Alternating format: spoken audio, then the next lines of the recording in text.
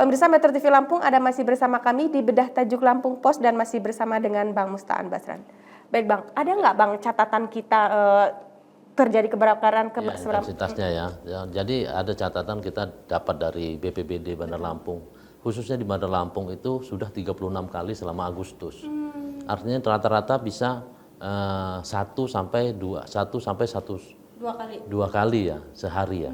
Itu kebakaran. Nah ini kan luar biasa intensitasnya, artinya tinggi gitu. Dalam Januari sampai Agustus sendiri sudah 123 kali gitu. Nah kemudian di Lampung Selatan itu ada 47 kali selama Januari sampai Agustus. Itu artinya udah menyebar nih. Belum lagi di Mesuji yang memang titik apinya besar. Kemudian Tulang Bawang dan Tulang Bawang Barat gitu. Ini kan harus diantisipasi. Artinya memang dari pendataan-pendataan ini pemerintah memang harus benar-benar siaga untuk menanggulangi bahkan mengantisipasinya gitu kan. Nah, di Bandar Lampung misalnya di Bandar Lampung yang relatif permukiman ya, tidak ada lahan atau hutan ya. Sedikit lah presentasi hutannya itu hanya di Tahurawar gitu ya. Tapi memang harus dijaga juga gitu loh, terutama di lingkungan perumahan, permukiman gitu. Inilah yang harus benar-benar masyarakat harus benar-benar jangan bermain api, bukan dalam tanda kutip ya, benar-benar jangan bermain api gitu ya. Itu jangan jangan ditinggalkan saat membakar sampah sampai apinya mati gitu, segala macam. Karena memang sudah terbukti 37 kali kebakaran dalam bulan Agustus ini ya.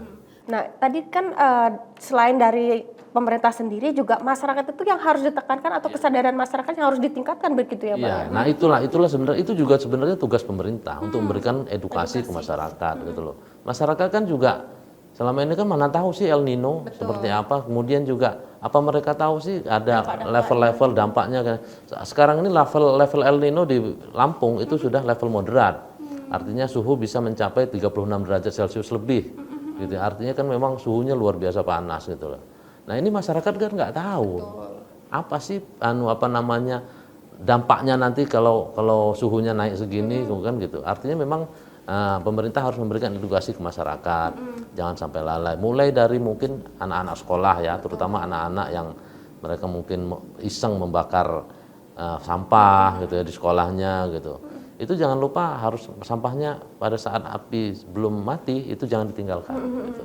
Ada nggak Bang data yang menyebutkan bahwa didominasi kebakaran itu disebabkan oleh apa? Apakah kebakaran lahan atau pemukiman, korsleting listrik atau seperti apa? Ya kalau di Bandar Lampung sendiri itu memang karena kawasan permukiman ya itu memang salah satunya korsleting listrik gitu ya, korsleting listrik dan juga.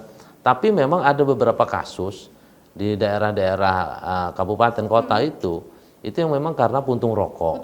Ya kan mereka di lahan kering mereka asal buang puntung rokok akhirnya juga memicu kebakaran gitu. Apinya menjalar kemana-mana dan tertiup angin. Ini kan El Nino ini kan selain suhu panas anginnya juga cukup kencang. Betul. Jadi api sedikit pun dia memercik sedikit pun dengan tiupan angin itu bisa membesar.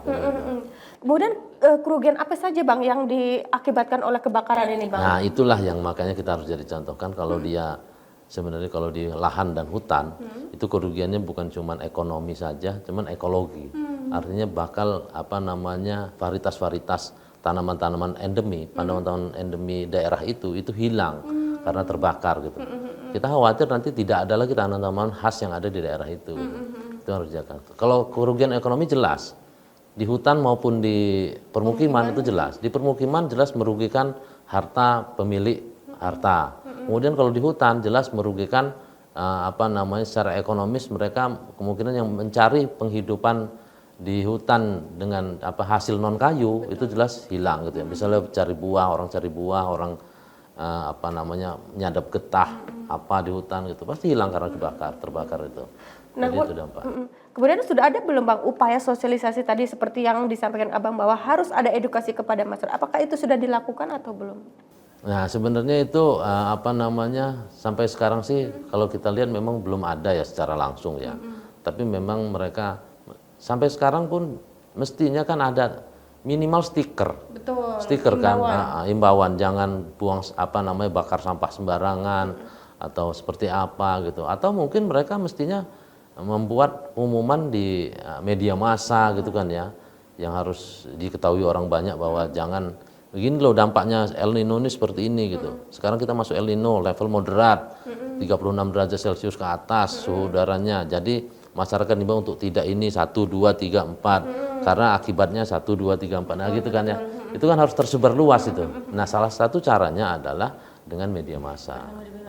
Dan mereka harus bekerja sama dengan media massa untuk memberikan edukasi ke masyarakat. Mungkin tapi salah satunya dengan kita memasifkan informasi kepada masyarakat Lampung Po juga salah satu cara edukasi masyarakat juga Ya, begitu ya itu Bang? artinya memang inisiatif dari inisiatif dari media massa sendiri seperti Lampung Pos ya. Lampung Pos sendiri memang benar siap karena kita turut prihatin dengan kondisi ini.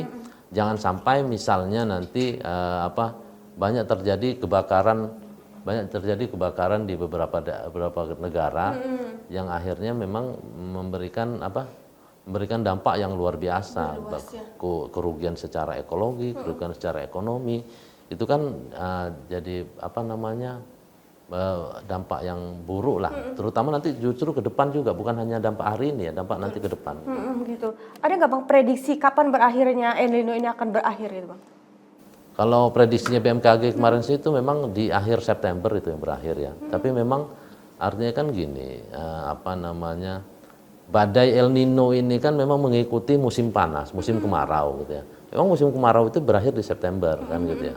Tapi apakah kita masih apakah kita bisa memprediksi bahwa badai ini akan berlanjut atau kemaraunya akan berlanjut? Siapa tahu memang ini musim kemaraunya bertambah panjang gitu waktunya. Nah kan kita belum bisa memastikan itu. Gitu.